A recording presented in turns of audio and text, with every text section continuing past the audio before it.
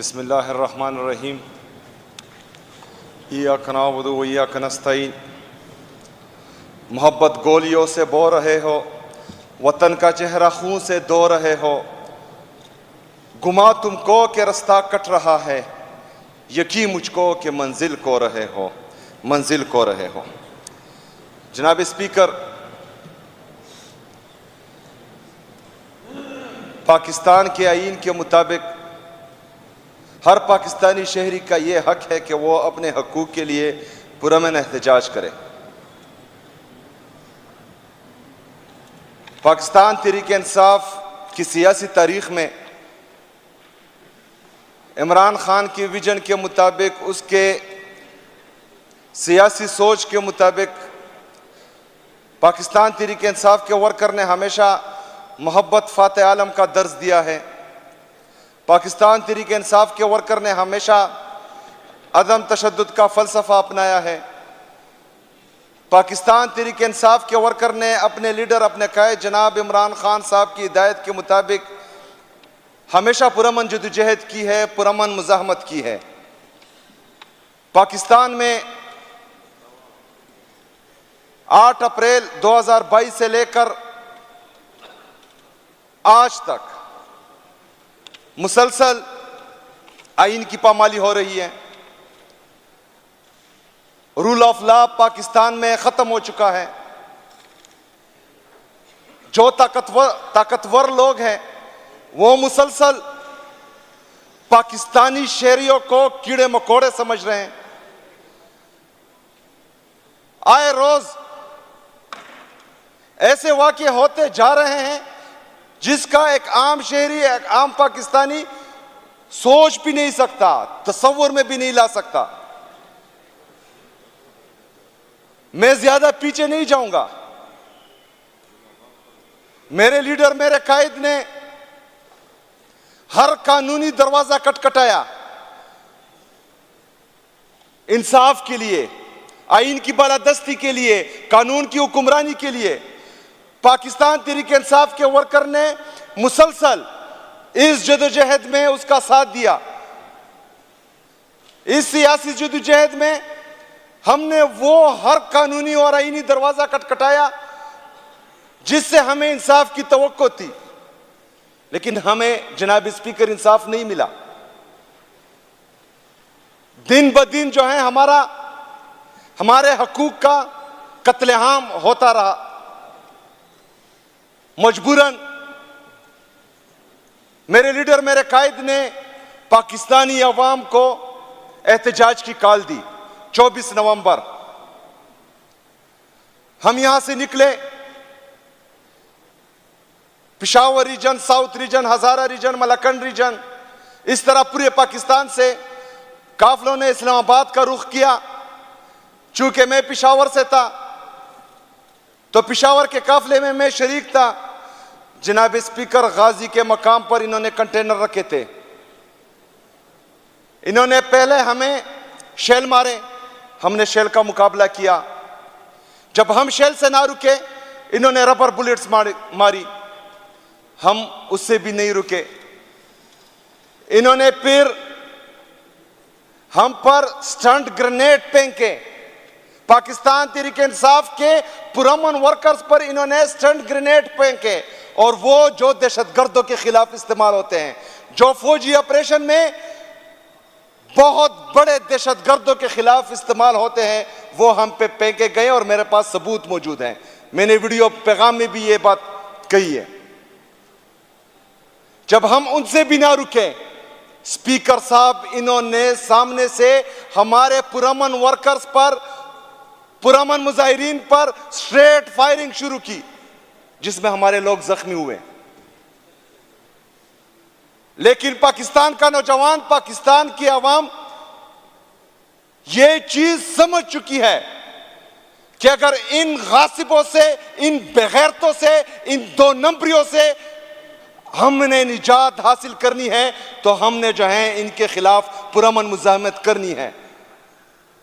उन्होंने उन सब चीजों का मुकाबला किया। कंटेनर रास्ते से हटाएं, इन्होंने फिर कट्टी पहाड़ी पर रखे, हसन अब्दाल में रखे, 26 नंबर पर कंटेनर रखे हुए थे। सब जगहों पर हमें फायरिंग से, शेलिंग से, रबड़ बुलेट से, इन सब चीजों से रोकना चाहा, लेकिन पाकिस्तान तहरीक इंसाफ का वर्कर नहीं रुका, क्योंकि मेरे लीडर, मेरे कायद ने कहा था कि डी चौक पर हमने पुरअमन एहतजाज करना है।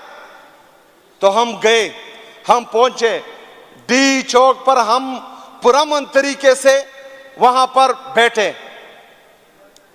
जनाब स्पीकर, डी चौक के कंटेनर जिस तरह हमने हटाए, हम वहां पर बैठे तो मुझसे कुछ फासले आगे एक स्नाइपर शॉट आता है और हमारे एक वर्कर को यहां सर में गोली लगती है।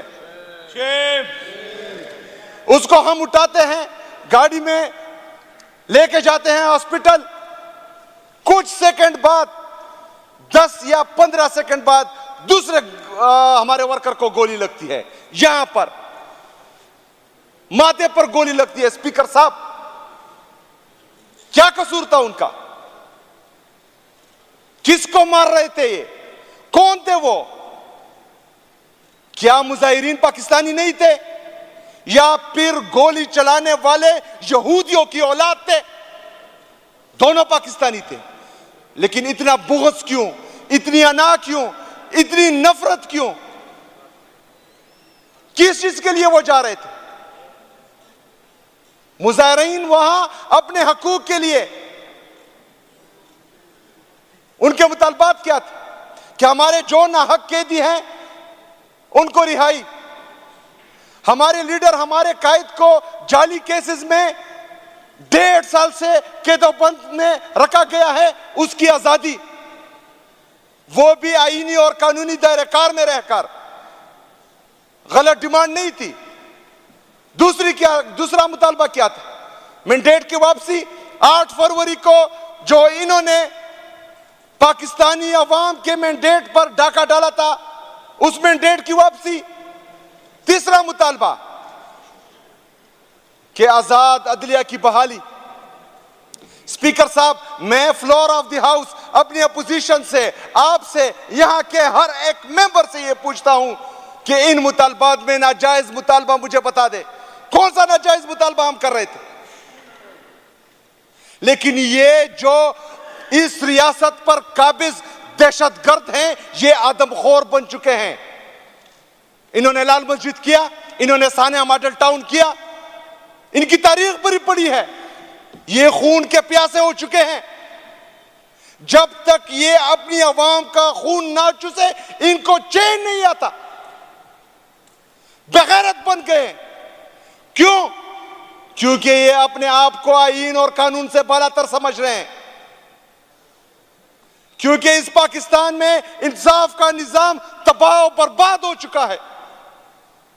जो जितना ताकतवर है, उसकी जो मर्जी है वो पाकिस्तान में करे, कोई पूछने वाला ही नहीं। जनाब स्पीकर,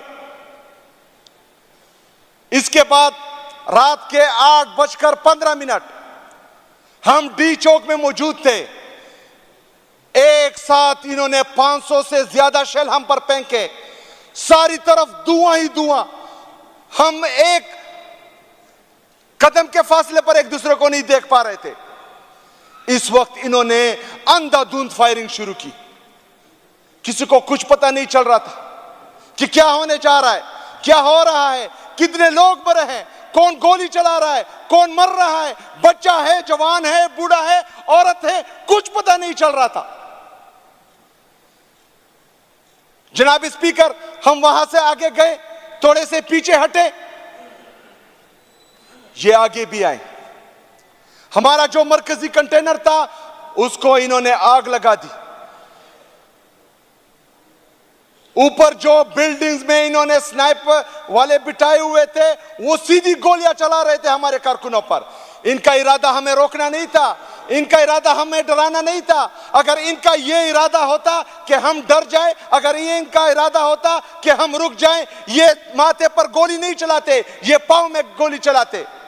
ये बेगैरत जो हुक्मरान बैठे हुए हैं, बेगैरत जो गाली मुझे मुंह में आ रही है, मैं कह नहीं सकता, क्योंकि फ्लोर ऑफ द हाउस लेकिन इन बेगैरत जो इस कत्ले आम के बाद टीवी पे आकर बकवास कर रहे थे कि हम भागे, बगैर तो हमने सारी गोलियां माथे पर खाई हैं और सीने पे खाई हैं। जो भागता है वो पीठ पर गोलियां खाता है।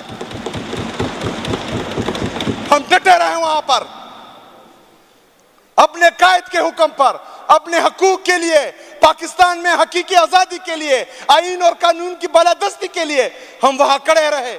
हम भागे नहीं, क्योंकि गोलियां हमने सीनों पर खाई है। जनाब स्पीकर,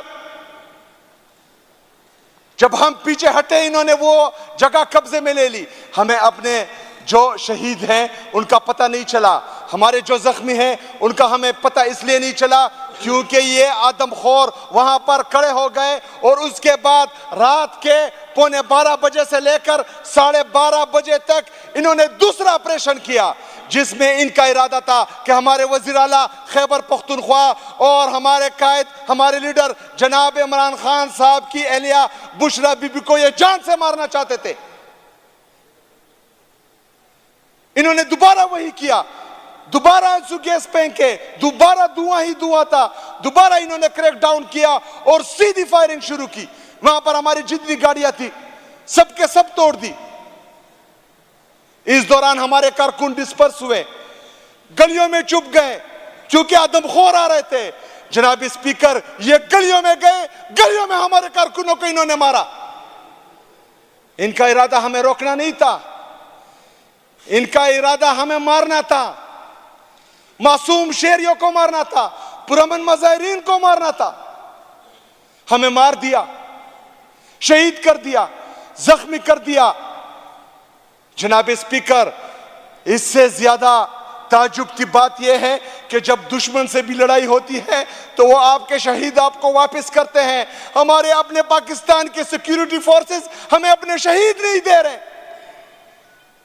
जो इन्होंने शहीद किए।